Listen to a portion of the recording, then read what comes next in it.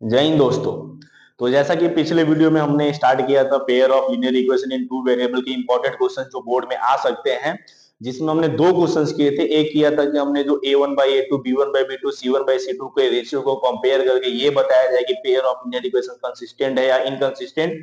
और सेकंड हमने word problems को देखा था। वर्ड प्रॉब्लम्स में भी हमने एक टाइप देखा था जो कि हमारा फ्रैक्शन से बिलोंग करता था, कि जिसमें न्यूमरेटर और डिनोमिनेटर के क्वेश्चंस थे।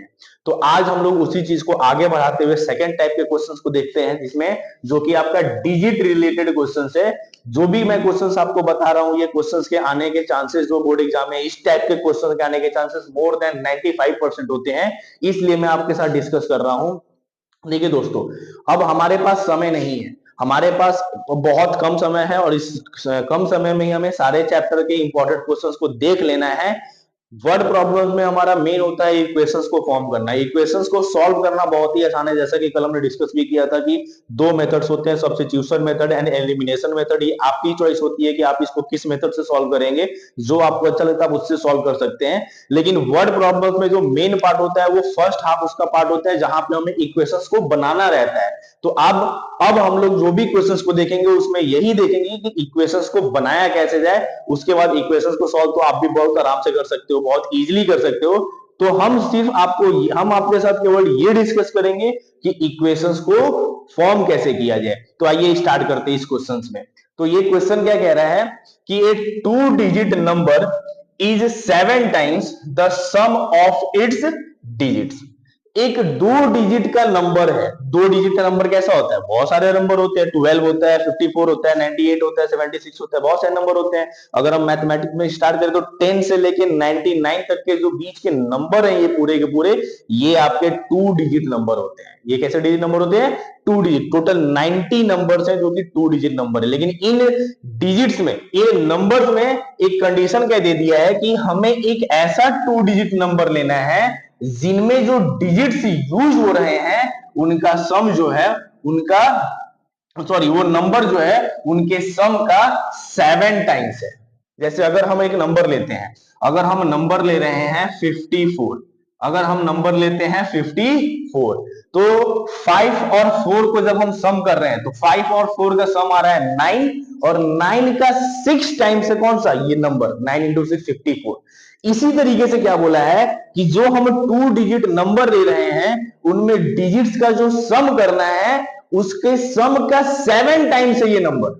जो भी हम नंबर लें, एक्स वाई जो भी हम नंबर लें, वो उनके डिजिट्स के सम का 7 टाइम्स है। तो आइए इसी कॉन्सेप्ट से स्टार्ट करते हैं। तो सबसे पहले हम जो भी नंबर लेंगे ना उसको हम एक्सपेंडेड फॉर्म में लेंगे। एक्सपेंडेड फॉर्म का मतलब क्या हुआ कि जैसे 54 एक 2 डिजिट नंबर है, तो इसको हम लोग लिखेंगे कैसे कि ये वंस प्लेस पे तो 4 आपका 1 से मल्टीप्लाई होगा, और ये 5 आपका टेंस प्लेस पे तो 5 आपका 10 से मल्टीप्लाई होगा। इस तरीके से भी इसको लिखा जाता है सिंपली। इसी तरीके से हम क्या करने वाले हैं, अपने नंबर को लेने वाले हैं कि जैसे मान लीजिए हम अगर एक 2 डिजिट नंबर लेते हैं तो 1 डिजिट पे x को लेंगे, 10 डिजिट पे क्या लेंगे? y को ले लेंगे, क्योंकि हमको दोनों डिजिट पता नहीं है कि कौन कौन से डिजिट है। हमको तो बोला है कि 2 डिजिट नंबर ना, उसमें से कौन सी डिजिट लेने ये तो हमको पता ही नहीं है, तो हमें दोनों डिजिट को वेरिएबल लेना पड़ेगा। ठीक है, तो आइए स्टार्ट करते हैं। तो हम क्या कर लेते हैं, हम सिंपली ले लेते हैं कि लेट वंस डिजिट आपका क्या हो जाएगा? Ones digit be x, ones digit be x and tens digit कितना हो जाएगा? Tens digit be y। Ones digit आपका x हो गया और टेंस डिजिट आपका y हो गया। तो देयरफॉर आपका ओरिजिनल नंबर जो होगा वो क्या होगा? जो टेंस प्लेस पे है उसको हम लोग 10 से मल्टीप्लाई करेंगे तो y इंटू 10 प्लस एक्स, यानी कि आपका ये बन गया x प्लस 10y। तो ओरिजिनल नंबर हमारा बन गया। ओरिजिनल नंबर हमारा कितना बना? ओरिजिनल नंबर हमारा बन गया है x प्लस 10y। चलिए दोस्तों, स्टार्ट तो कर दिया हमने, स्टार्ट तो हमने कर दिया है कि ओरिजिनल हमारा नंबर बन चुका है। अब आते हैं कंडीशन पे। तो कंडीशन क्या दिया है? कंडीशन पहला कंडीशन आपका पहला लाइन में दिया है कि डिजिट्स के जो सम है। अब ये डिजिट्स कौन से हैं? तो डिजिट्स हमने दो लिए हैं, x लिया है और y लिया है, तो इनका सम क्या होगा? x प्लस y होगा। अब आप x प्लस y लो या y प्लस x लो। ठीक है, तो हमने x प्लस y जो है वो उसका 7 टाइम्स है। कौन? ये number, 2 digit number is 7 times. ये जो है इन डिजिट्स के सम का 7 टाइम्स है। तो अकॉर्डिंग टू कंडीशन 1, तो कंडीशन 1 क्या कहता है? तो कंडीशन फर्स्ट क्या कहता है? कंडीशन फर्स्ट हमारा ये कहता है कि ये जो नंबर है 2 digit number x plus 10y, वो इन डिजिट्स के सम का 7 टाइम्स है। 7 टाइम्स से मींस इसमें हम लोग 7 से क्या करेंगे? मल्टीप्लाई कर देंगे। तो आपका यहाँ पे इक्वेशन कैसा बनेगा? x plus 10y equal to 7x plus 7y। तो जब हम इसको बनाएंगे तो आपका पूरा फुल इक्वेशन क्या बना? फुल इक्वेशन इसको बनेगा तो 6x इक्वल टू 3y बनेगा, यानी कि 2x इक्वल टू y। ये आपका पहला इक्वेशन बन गया। पहला इक्वेशन क्या बना? कि y इक्वल टू 2x। पहला इक्वेशन क्या बन गया? y equal to 2x। चलिए अब हम लोग सेकंड कंडीशन की ओर बढ़ते हैं। किसकी ओर बढ़ते हैं? कंडीशन सेकंड की ओर। किसकी ओर बढ़ते हैं? कंडीशन सेकंड की ओर हम लोग बढ़ते हैं। तो देखिए दोस्तों, कंडीशन सेकंड में क्या दिया हुआ है? कंडीशन सेकंड में दिया है कि the number formed by reversing the digits is 18 less than the given number. यहां पे हमें इस वर्ड को समझना है। यहां पे हमें किस वर्ड को समझना है? मेन आपका जो काम है इस क्वेश्चन में, मेन जो आपका बोला जाता है कि जो यहाँ पे चेंज कर रहा है वो है रिवर्सिंग वर्ड। रिवर्सिंग वर्ड पे ध्यान देना है। रिवर्सिंग वर्ड के कहने का मतलब क्या हुआ कि हमने जो ओरिजिनल नंबर लिया है उसमें हमने टेंस प्लेस पे y को रखा है और वंस प्लेस पे हमने किसको रखा है? x को रखा है।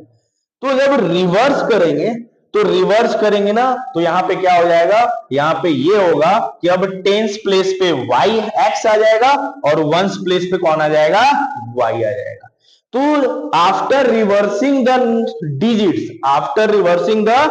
डिजिट्स हमारा जो नंबर फॉर्म हो रहा है क्या? आफ्टर रिवर्सिंग द डिजिट्स हमारा जो न्यू नंबर फॉर्म हो रहा है, पहला क्या था? x प्लस 10y, मतलब y में 10 मल्टीप्लाई था, तो इस बार x में 10 मल्टीप्लाई होगा, तो आपका न्यू नंबर बन रहा है y प्लस 10x। तो देखिए दोस्तों, हमारा न्यू नंबर भी बन गया है नया। रिवर्स डिजिट्स को रिवर्स करने के बाद हमारा नया नंबर बन चुका है ऑलरेडी y प्लस 10x। अब देखिए तो अब इसको इरेज कर देते हैं।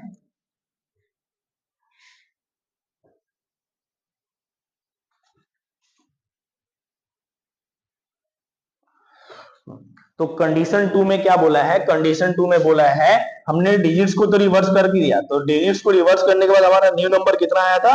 न्यू नंबर आया था हमारा y plus 10x। New number कितना आया था? y plus 10x। अब देखिए, ठीक है, तो अब इसमें इक्वेशन क्या बन रहा है? इसमें इक्वेशन बन रहा है ये कि रिवर्स करने के बाद जो नंबर बन रहा है ना, वो ओरिजिनल नंबर से, गिवन नंबर से कितना छोटा है? 18 छोटा है। गिवन नंबर से 18 छोटा है, तो एक हमारा इक्वेशन क्या बनेगा? अकॉर्डिंग टू इक्वेशन, ये जो नंबर है आपका कौन? y प्लस 10x, नया जो नंबर है वो ओरिजिनल नंबर से 18 छोटा है। तो ओरिजिनल नंबर से 18 छोटा होने का मतलब क्या हुआ कि ओरिजिनल नंबर से हम 18 को सब्ट्रैक्ट करेंगे तब जाके हमको ये नंबर मिलेगा।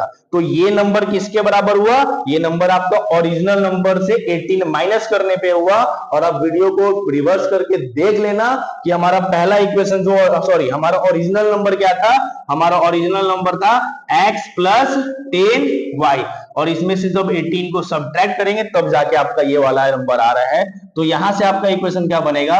10x minus x plus y minus 10y plus 18 equal to 0। This equal तो यहाँ पे आपका इक्वेशन क्या बन गया? 9x minus 9y plus 18 equal to 0। तो आपका इक्वेशन ये बना। आप दोनों तरफ 9 से डिवाइड कर दो, तो यहां से x minus y plus 2 equal to 0। ये आपका क्या बन गया? ये आपका दूसरा इक्वेशन बन गया। तो ये आपका क्या बन गया? दूसरा इक्वेशन बन गया। अब देखिए, यहां पे आपने पहला इक्वेशन, इसके पहले आप देखेंगे वीडियो को थोड़ा सा पीछे करके, तो आपका पहला इक्वेशन क्या बना था? पहला इक्वेशन बना था कि y का वैल्यू कितना आया था? 2x आया था। y का वैल्यू कितना आया था? 2x आया था। तो आप क्या करो, डायरेक्ट इसमें एलिमिनेशन मेथड यूज करने का कोई मतलब नहीं बनता। आपका y का वैल्यू ऑलरेडी निकला हुआ है 2x, इस y के वैल्यू को क्या कर देना, हमें यहाँ पे पुट कर देना है। इस y के वैल्यू को क्या कर देना है, यहाँ पे पुट कर देना है। तो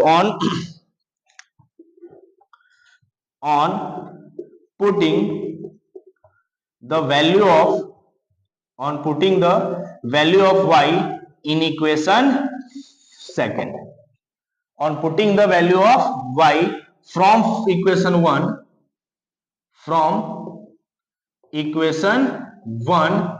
in equation 2 we get, first वाले इक्वेशन से y के वैल्यू निकाल के किस में पुट करना है? सेकंड वाले में। तो सेकंड वाले में पुट करेंगे तो x माइनस y का वैल्यू क्या रखेंगे हम? 2x रखेंगे, प्लस 2 इक्वल टू 0। तो x minus 2x minus x हो गया, प्लस 2 इक्वल टू 0। तो minus x equal to minus 2 हुआ, तो यहां से x की वैल्यू कितनी आ गई? प्लस 2 आ गई। तो x का वैल्यू आपका निकल गया। अब x निकल गया तो हम लोग ऑलरेडी जानते हैं कि y की वैल्यू कितनी है? y की वैल्यू है 2x, इसका मतलब 2 इंटू 2, तो y का वैल्यू कितना आ गया? y का वैल्यू 4 आ गया। तो x 2 आ गया, y 4 आ गया, और आपका ओरिजिनल नंबर जो गिवन नंबर था, आपका ओरिजिनल नंबर था वो था x प्लस 10y। आपका जो ओरिजिनल नंबर था वो क्या था? x plus 10y। तो उसमें पुट कर देना, x का वैल्यू 2, y का वैल्यू 4। x प्लस 10y में जब आप पुट करोगे तो 2 प्लस 10 इंटू 4, 2 प्लस 40, आपका गिवन नंबर कितना आ जाएगा? आपका गिवन नंबर 42 आ जाएगा। आइए, तो हमने पहला क्वेश्चन देख लिया। पहला क्वेश्चन हमने डिजिट वाले देख लिए। इसको मैंने पहले ही बोला आपको कि ये जो क्वेश्चंस हम लोग कर रहे हैं, ये क्वेश्चंस के आने के, इस टाइप के क्वेश्चंस के आने के चांसेस जो है सीबीएसई बोर्ड एग्जाम में मोर देन 95% होते हैं इन सब चैप्टर से। ठीक है, तो आइए अब दूसरे टाइप ऑफ क्वेश्चंस में चलते हैं। सॉरी, तीसरे टाइप। एक टाइप तो हमने पहले पिछले वीडियो में ही देख लिया था, फ्रैक्शन वाला। दूसरा टाइप हमने अभी देखा जस्ट पहले, थोड़ा सा डिजिट वाला। अब तीसरा हम टाइप देखने जा रहे हैं एज रिलेटेड क्वेश्चंस की। एज रिलेटेड क्वेश्चन जो होते हैं उसको कैसे करते हैं। तो आइए स्टार्ट करते हैं इस क्वेश्चन को भी। तो आपका क्वेश्चन क्या है कि the age of the father is twice the sum of the ages of his two children. The age of the father is twice the sum of the ages of his two children. आगे बढ़ते हैं जरा एक बार और। After 20 years, his age will be equal to the sum of the ages of his children. देखिए, हमने यहाँ पे पूरा क्वेश्चन के ऊपर आप समझिए। मैंने आपको पहले बोला था कि हम लोग को जो वर्ड प्रॉब्लम्स पढ़ते हैं क्वेश्चन को, तो हम लोग को एक एक लाइन को पढ़ना होता है, लेकिन मैंने यहाँ पे दोनों पूरा क्वेश्चन पढ़ा क्योंकि मेरे को यहाँ पे डाउट आया कि यहाँ पे 3 वेरिएबल तो नहीं है, क्योंकि यहाँ फादर की भी बात की गई है और उसके 2 चिल्ड्रेन की बात की गई है। तो फादर एक और 2 चिल्ड्रेन मिलकर तो यहाँ 3 वेरिएबल हो गया, लेकिन हम लोग तो 2 वेरिएबल वाला क्वेश्चन पढ़ रहे हैं। तो यहाँ पे डाउट आया था, इसलिए मैंने पूरे क्वेश्चंस को पढ़ा कि आगे क्या दिया है। तो after 20 years his age will be equal to the sum of the ages of his children। तो यहाँ भी दोनों चिल्ड्रेन की संयुक्त रूप पे बात हुई है, दोनों की चिल्ड्रेन की एक साथ बात हुई है, और यहाँ पे भी दोनों चिल्ड्रेन के एज के सम की ही बात हुई है। यानी कि यहाँ पे दोनों चिल्ड्रेन के अलग अलग बात नहीं हो रही है, दोनों चिल्ड्रेन के एज के सम की बात हो रही है, और सम तो एक ही वैल्यू आएगा। यानी यहाँ भी ये, यहाँ पे हम इनके 2 वेरिएबल नहीं मानेंगे, एक ही वेरिएबल मानेंगे इनका सम को। आ रही बात समझ में? जैसे यहाँ पे हम लोग ऐसा नहीं मानेंगे कि एक चिल्ड्रेन का एज x है, एक चिल्ड्रेन का एज y है, बिल्कुल है, ठीक है। बट उनका जब सम कर रहे हैं x प्लस वाई, तो वो तो एक तीसरा वैल्यू हमको देगा ना, तो हम लोग डायरेक्ट उस वैल्यू को मान लेते हैं वेरिएबल। तो एक वेरिएबल हमारा फादर का मिलेगा और एक वेरिएबल हमको यहां से इन दोनों बच्चों के एज का सम से मिलेगा। तो चलिए स्टार्ट करते हैं। सबसे पहले लेट कर लेते हैं। तो let present age of father कितना हमने माना? प्रेजेंट एज ऑफ फादर हमने मान लिया x years, and sum of present age of children दोनों चिल्ड्रेन ऑफ 2 चिल्ड्रेन, वो हमने कितना मान लिया? y years मान लिया। आप x y के अलावा कुछ भी मान सकते हो, a b, जरूरी नहीं है कि x y मानना ही है, ठीक है। थोड़ा x y अच्छा लगता है, ट्रेडिशन चल गया x y के, इसलिए हम लोग x y ही मानते हैं, ठीक है। तो अब आगे कंडीशन पहले कंडीशन की ओर बढ़ते हैं। पहला कंडीशन क्या दिया है, ये तो हमने क्यों माना, ये तो इसलिए माना क्योंकि यहाँ पे दिया है कि the age of the father is twice the sum of the ages of his two children. दोनों चिल्ड्रेन के एज का सम का ट्वाइस है फादर का। तो अरे भैया सन का एज कुछ होगा ना, चिल्ड्रेन का एज कुछ होगा ना, फादर का एज कुछ होगा ना, तो इसलिए हमने फादर का एज एक्स माना है और दोनों चिल्ड्रेन के एज का सम हमने वाई माना है। तो कंडीशन फर्स्ट पे आते हैं, किस पे आते हैं, कंडीशन फर्स्ट पे। तो कंडीशन फर्स्ट क्या कह रहा है, कंडीशन फर्स्ट क्या कह रहा है, कंडीशन फर्स्ट ये कह रहा है कि इन दोनों बच्चे के एज का जो सम है उसका ट्वाइस है कौन, फादर, उसका ट्वाइस है कौन, फादर। तो पहला इक्वेशन क्या बनेगा कि जो फादर का एज है एक्स, जो फादर का एज है एक्स, वो कैसे मिल रहा है, वो इन दोनों बच्चों के एज का जो सम है y उसका ट्वाइस करने पे मिल रहा है। तो इस y में क्या करेंगे हम, 2 से मल्टीप्लाई कर देंगे। तो x का वैल्यू हमें कैसे मिल रहा, 2 इंटू वाई करने से मिल रहा है। तो ये आपका इक्वेशन नंबर पहला हुआ। समझो, मैं अगर बोलता हूं कि 10 इज ट्वाइस ऑफ 5, 10 जो है वो 5 का ट्वाइस है।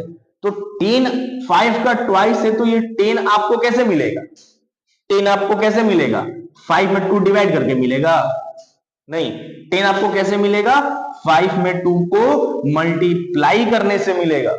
बड़ा कैसे मिलेगा, छोटे में जब हम मल्टीप्लाई करेंगे तब जाके बड़ा वैल्यू मिलेगा, या बड़े में छोटे, बड़े में डिवाइड करेंगे तब जाके छोटा वैल्यू मिलेगा। तो यहां पे नो डाउट फादर का एज जो होगा वो बड़ा होगा ना, फादर तो बड़ा होगा ना।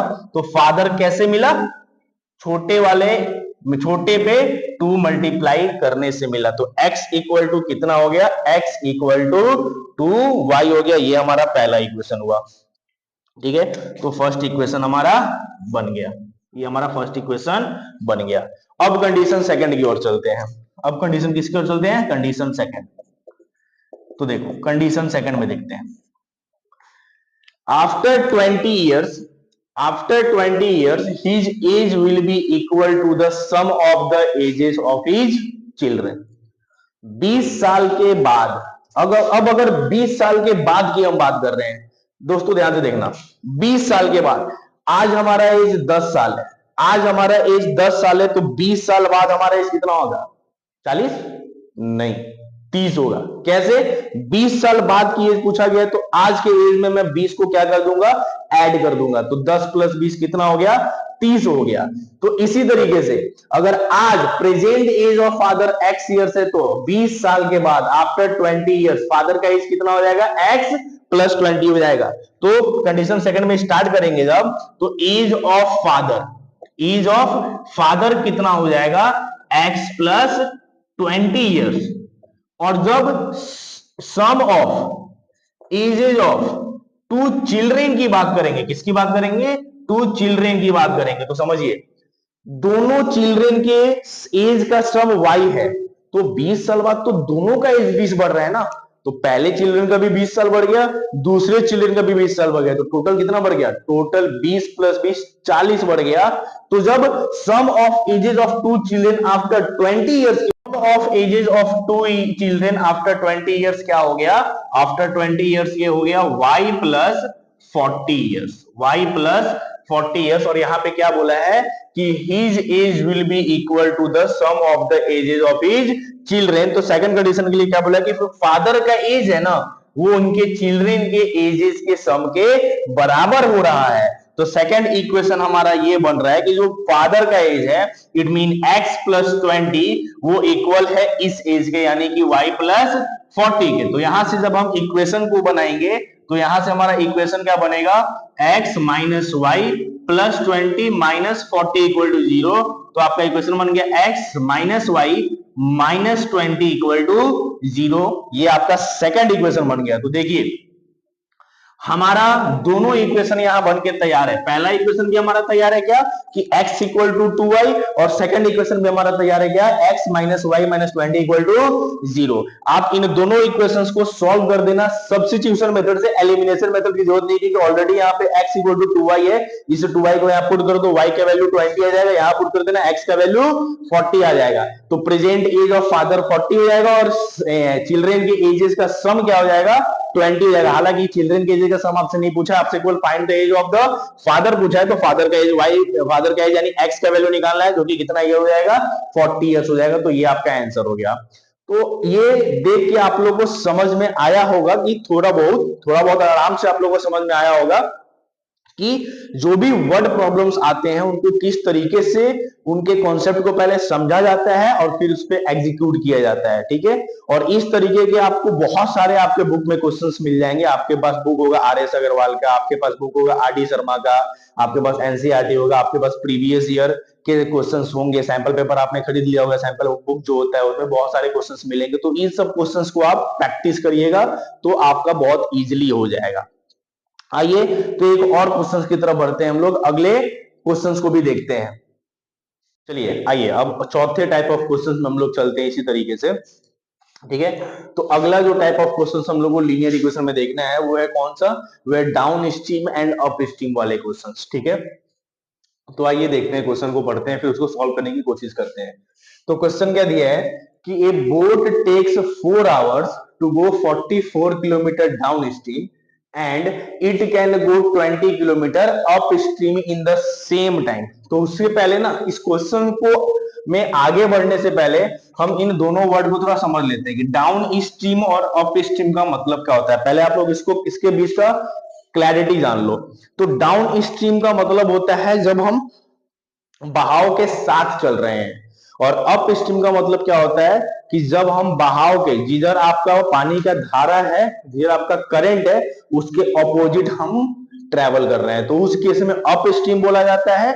और जब हम लोग करंट के साथ चलते हैं तो उसको क्या बोलते हैं हम लोग, डाउन स्ट्रीम बोलते हैं। तो यहाँ पे दो चीजें होती है, यहाँ पे हमने दो स्पीड लेना होता है। एक स्पीड कौन सा, स्ट्रीम का अपना स्पीड होता, अरे वाटर का एक अपना स्पीड होता है कि वाटर में करंट किस, मतलब जो स्ट्रीम है वो वाटर किस स्पीड से फ्लो कर रहा है, और एक बोट का स्पीड होता है, ठीक है। तो यहां हमें दो स्पीड लेना है, एक स्पीड लेना है स्ट्रीम का और एक स्पीड लेना है स्टिल वाटर में, स्थिर पानी में बोट का।